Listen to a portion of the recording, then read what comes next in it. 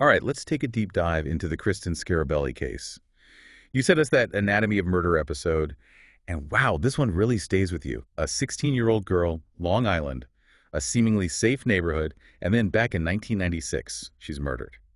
It's a story that just gets under your skin, you know? And I think what makes it so gripping, beyond just the tragedy of it all, is how the investigation unfolded. Yeah, it really wasn't a simple open and shut case at all. You can see how forensic science was evolving at the time. And of course, you get into the complexities of human behavior. And then throughout it all, you see the impact of community awareness, or maybe in this case, a lack of it. Right. Okay, so let's break it down. We have Kristen Scarabelli, about to graduate high school early, had plans to go to the University of Georgia, a bright future ahead of her. And one of the details that really stuck out to me was how she worked at a fruit stand on Mother's Day. So a mother could have the day off. It really does tell you something about her character, doesn't it? She wasn't just going through the motions of being a teenager. It sounds like she was a very kind, caring person. Exactly. So when she goes missing, there are all these initial theories, right? Was she a runaway? Did something worse happen?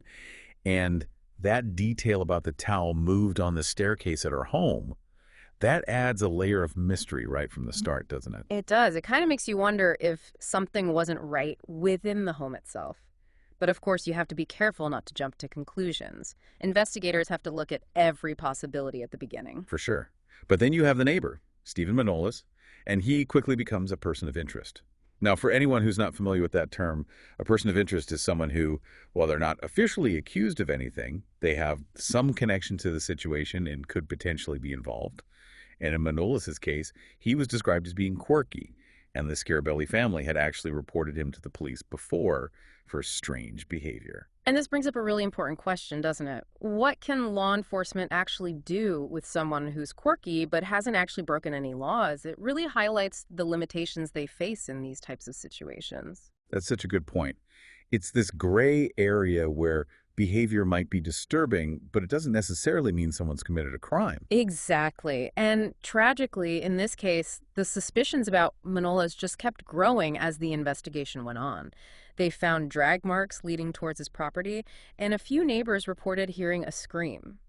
And then, get this, a single white button was found near those drag marks. Those details, especially the scream and the fact that multiple people heard it, that really shifted the case, didn't it? It went from a missing persons case to something much more serious. Absolutely. It definitely suggests that there might have been a struggle, and then that button becomes this potential piece of evidence. Although, back in 1996, DNA technology wasn't what it is today. Right, so they couldn't just test the button right away. That's important for people to keep in mind because it explains why the investigation kind of stalled for a while. And that delay would have a huge impact on the case down the line. But before we get into that, we should talk about the discovery of Kristen's body. This is where it gets really heartbreaking. They find her body hidden under a tree, and it's just down the block from her home. And the details, she was naked from the waist down, her pajama bottoms were folded and tucked into her shirt. The autopsy showed that she had been strangled and sexually assaulted. Those details, they really point to a level of premeditation, a sense of control. It adds another layer to the psychological profile they were building of the potential perpetrator. Whoever did this wanted to hide the crime, and it's possible they even tried to stage the scene. It's chilling. And then there's Kristen's diary. She wrote about experimenting with drugs, and we learned that her brother was actually involved in drug dealing. So did that element of their lives bring a dangerous element into their world? It's definitely a question that investigators had to wrestle with. Could her brother have unknowingly brought danger to their doorstep? Or was this a completely separate issue? It added another layer of complexity to an already very difficult case. And you have to remember, this was the 90s, a time when youth drug culture in the suburbs was becoming a big concern, right? So this case really tapped into those anxieties. It really did. It wasn't just an isolated incident, you know. It felt like it spoke to a larger trend that people were afraid of. So you have this backdrop of fear in the community, and then you have Manolas, who's still the main person of interest. But the police are having trouble finding hard evidence. They even went as far as building a birdhouse with a hidden camera in it. That was an incredibly creative tactic, but Manolas actually spotted the camera and destroyed it. It almost seems like he knew they were suspicious of him, like he was actively trying to evade them. That element of awareness is definitely interesting, isn't it? It adds to the complexity of his character and makes you wonder about his potential involvement. He was clearly intelligent, capable of thinking ahead, And then, right when it seemed like the investigation was at a dead end, something totally unexpected happened. 1,000 miles away in Georgia, a homeless man walks into a police station and confesses to Kristen's murder. Wow, a false confession. That's a wild twist. Why would someone do that, though? Confess to a crime they didn't commit? It's a question that has puzzled psychologists and criminologists for a long time. Was it some desire for notoriety, maybe a misguided attempt to get off the streets? Or could it have been something deeper, some kind of psychological need? It's hard to say for sure. If I remember correctly from the sources, this confession was eventually proven false, right? But I imagine it must have really thrown a wrench into the investigation. Oh, it definitely did, though luckily investigators were able to figure out pretty quickly that this guy had no real connection to Kristen. His story just didn't add up with the evidence. But it makes you think, right? If DNA technology had been more advanced back then, could that false confession have led them down the wrong path? Imagine if they had access to the kind of DNA analysis we have today, right from the start. It's a really interesting point, and it goes to show how much forensic science has changed over the years. Not being able to test that white button right away, that was a huge setback for the investigation. But this was 1996, remember. DNA testing was still pretty new. It wasn't until years later that they had the technology to finally test that button. And what did they find? It was a match to Manolas. So all that time, they had this crucial piece of evidence just sitting there waiting for science to catch up. Exactly. And while that button alone couldn't prove beyond a doubt that he was guilty, it did place him at the scene. It finally gave them that physical evidence connecting him to Kristen. It was the break they'd been waiting for all along. And with the DNA evidence, they were finally able to put a plan in motion to get Manolas out of his house and arrest him. They actually used a blinking light outside his window, knowing it would annoy him enough to come out and investigate. Pretty clever, huh? They used his known sensitivities, those little quirks of his personality, to draw him out. And he reacted. All right. He came out swinging a 14-foot pole, trying to knock that light down. Yeah. And when he realized he was surrounded by police, well, a struggle broke out. It took almost a dozen officers to subdue him and take him into custody. He definitely wasn't going down without a fight. After years of suspicion and this painstaking investigation, they finally had their man. What was the reaction like in the community? This had to be huge news. Oh, it was. There was definitely a sense of relief, but also just this underlying shock. This quiet suburban community had been harboring a suspected murderer for years. It's a scary thought. It really shook people's sense of security, I bet. And for the Scarabelli family, while this was a step towards justice, it couldn't bring Kristen back. No, of course not. Their loss was unimaginable. But the arrest was a major turning point in the case. The focus shifted from investigation to prosecution. And that's where things get even more complicated.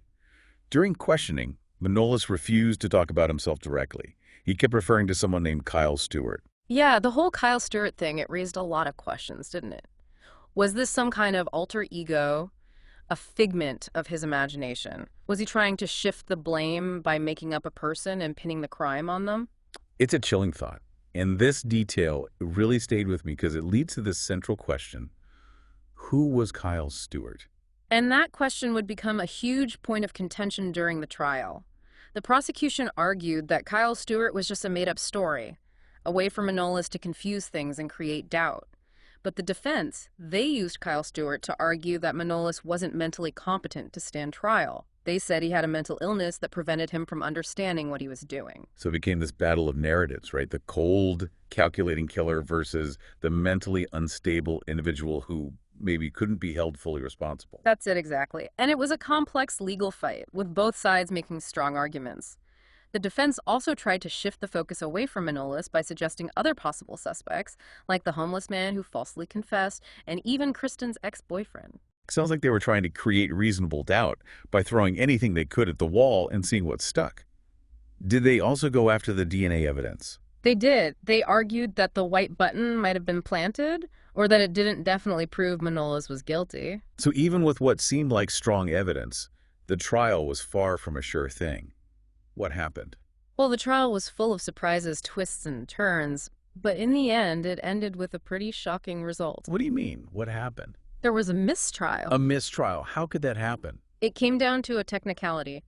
Remember that homeless man who gave the false confession? Well, it turned out there was a recording of his confession that the defense hadn't been given. They withheld evidence. Not on purpose, It was a procedural mistake, but the judge ruled that it violated the defendant's right to a fair trial. Man, that's frustrating. All that work, and then a mistrial because of a technicality. It was a huge setback for the prosecution, and I can only imagine how devastating it was for the Scarabelli family. They had been waiting years for justice. But the prosecution, they were determined to retry the case. So they had to go through the whole thing again. They did. And that second trial was just as intense and emotional as the first. The prosecution had to rethink their strategy, learn from the mistakes of the first trial. They also had to figure out what the defense's tactics would be and be ready to counter them. I can't imagine what that must have been like for everyone involved to have to relive all of that trauma and uncertainty. It had to be incredibly difficult, but the prosecution kept their eyes on the prize. They were focused on getting a conviction. So they went through this whole trial a second time, huh? Did they change their strategy at all? No, not really. They stuck with the reasonable doubt approach, bringing up other suspects, downplaying that DNA evidence, and they kept pushing that whole Kyle Stewart thing, trying to raise those questions about Manolas' mental state. It seems like they were really banking on that Kyle Stewart angle. But I'm curious, how much weight does a claim like that actually carry in court? Well, that's tough to say. It depends on a lot of factors, the specific details of the case. The court has to look at the defendant's mental health history, any expert opinions, and if there's any actual evidence to back up their claims. In this case, did any evidence ever come out to support that whole Kyle Stewart story? You know what? It never did. There wasn't any solid proof that Kyle Stewart even existed. The prosecution argued that Manolas was just making it up, a desperate attempt to avoid responsibility for his actions. They pointed to his history of manipulation, how he was able to maintain this appearance of normalcy for years. Basically, they said Kyle Stewart was just another mask he was wearing. So in the end, the jury didn't buy it. They didn't. After weeks of testimony and deliberations, the jury came back with a guilty verdict. They found Steven Manolas guilty of intentional murder in the second degree. Wow. So finally, justice for Kristen and her family. It was a long road to get there, but it was a victory. It's a testament to how dedicated the prosecution team was and how strong the Scarabelli family was throughout this whole ordeal.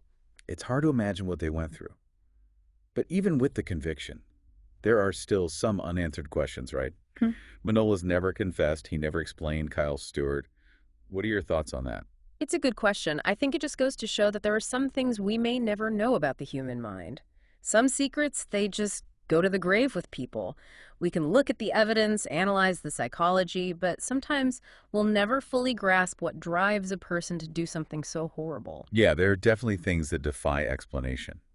Thinking about the sources you share, I was really struck by the Scarabelli family, how they never gave up. They had to live with so much pain, so much uncertainty, and they lived right next door to their daughter's suspected killer for years.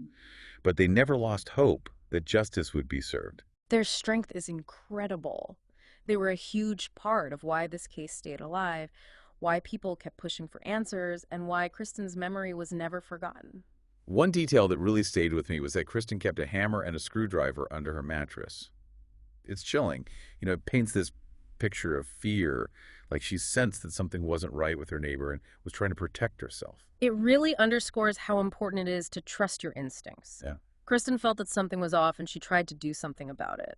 It's a sad reminder that we need to be aware of what's going on around us, pay attention to those subtle signs, and speak up or take action if something feels wrong. It's so true. This case reminds us that evil can hide anywhere, even in places we think are safe, like quiet neighborhoods. It's a call to be vigilant, to look out for each other, and to stand up for those who might be in danger. And it highlights how complicated these criminal investigations can be. Forensic science, the advancements in technology played a major role.